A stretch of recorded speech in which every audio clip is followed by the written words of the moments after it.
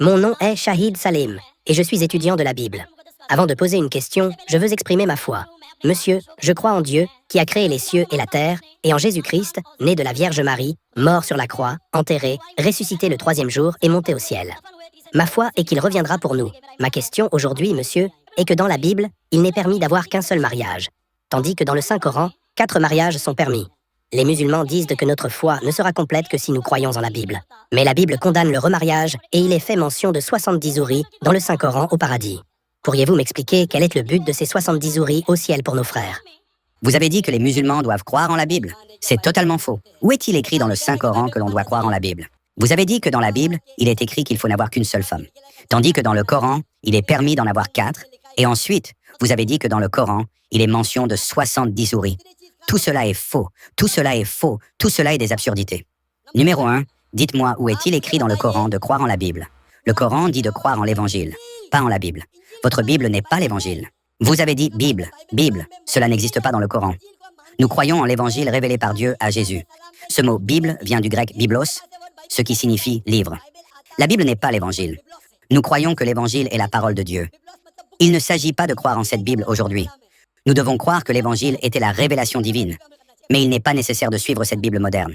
Ce qu'il faut, c'est croire que l'Évangile est la parole de Dieu, envoyée à Jésus, et nous croyons en elle.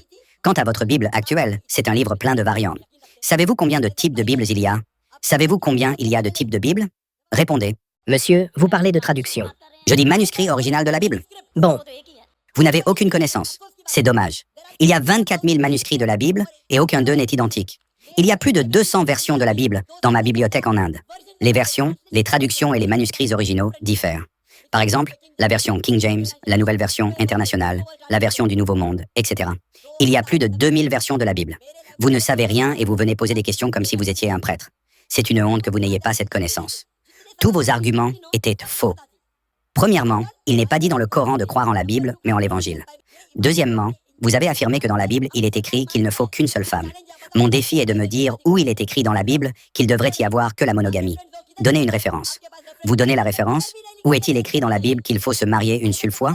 Ouvrez son micro. Frère, je demande une référence. dans Matthieu chapitre 5, verset 31. Que celui qui répudie sa femme lui donne une lettre de divorce. Mais moi, je vous dis que celui qui répudie sa femme, sauf pour cause d'infidélité, l'expose à devenir adultère, et que celui qui épouse une femme répudiée commet un adultère. Cela dit simplement que si quelqu'un divorce de sa femme, il doit lui donner une lettre de divorce. Monsieur, il s'agit- Mais cela n'interdit pas le fait d'avoir plusieurs femmes. Vous n'avez pas la connaissance des langues. Selon les anciens enseignements, on ne devrait pas divorcer de sa femme à moins qu'il y ait eu fornication. Prononcer le talak est interdit dans le christianisme. Selon la Bible, si quelqu'un divorce de sa femme et se remarie, il commet un adultère, à moins que la femme n'ait commis un adultère. Le divorce est un sujet sérieux. Il faut lire toute la Bible pour bien comprendre le sujet. Dans le Coran, Allah dit dans la sourate An-Nisa, « Mariez-vous avec les femmes qui vous plaisent, 2, 3 ou 4. Mais si vous craignez de ne pas être juste entre elles, alors avec une seule. » Une chose pareille se trouve uniquement dans le Coran. En dehors du Coran, il n'est écrit dans aucun autre livre religieux de cette manière.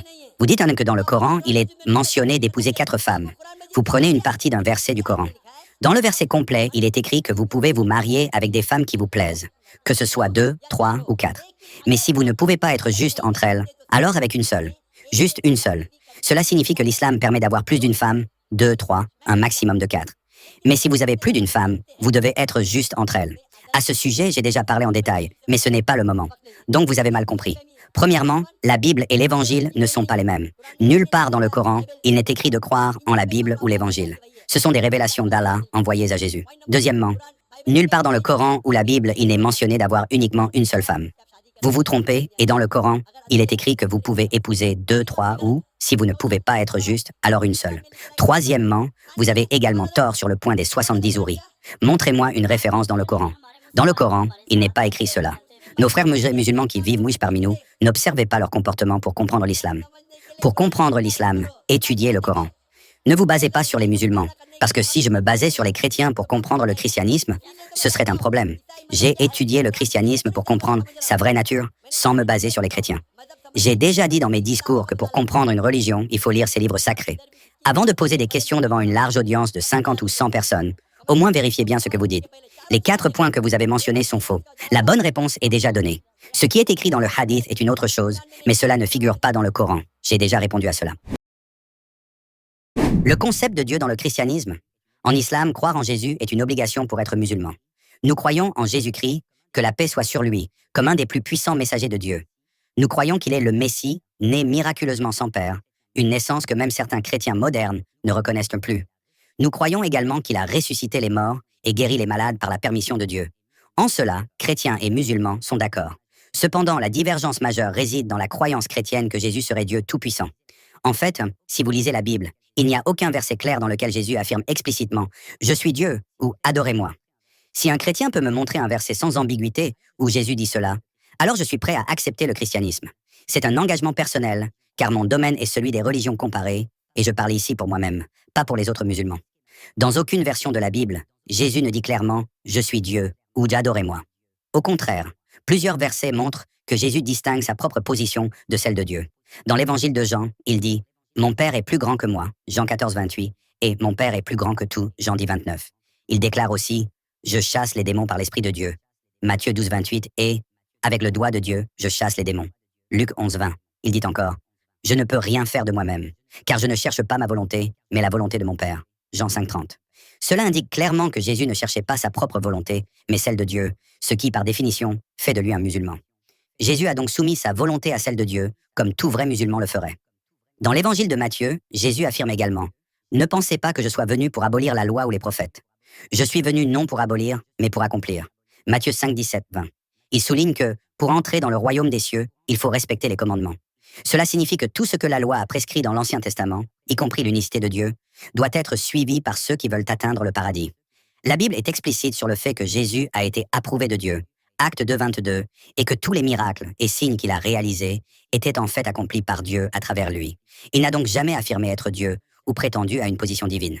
Par exemple, quand quelqu'un l'appelle « bon maître », Jésus répond « Pourquoi m'appelles-tu bon? Seul Dieu est bon. » Matthieu 19, 16 à 17.